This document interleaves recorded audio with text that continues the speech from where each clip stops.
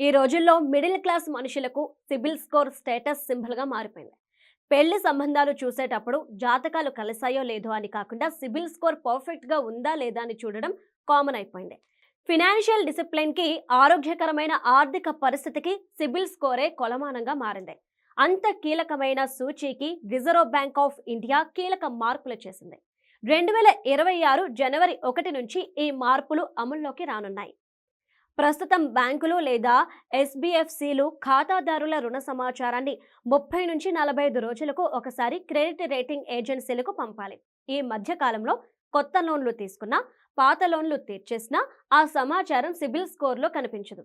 దీనివల్ల అటు బ్యాంకులకు, ఇటు ఖాతాదారులకు అనేక సమస్యలు వస్తున్నాయి.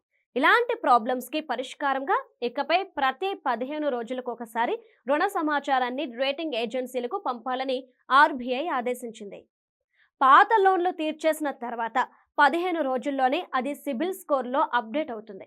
కొత్త విధానం వల్ల రేటింగ్ పెరుగుతుంది. స్కోర్ ఎక్కువగా ఉంటే తక్కువ వడ్డీకే కొత్త రుణాలు పొందవచ్చు. రుణం తీర్చేసిన తర్వాత ఆ సమాచారాన్ని రేటింగ్ ఏజెన్సీలకు పంపకపోయినా, క్రెడిట్ రిపోర్ట్లో ఏమైనా తప్పులున్నా ఫిర్యాదు చేసిన 30 రోజుల్లో తప్పులు సవరించాలి.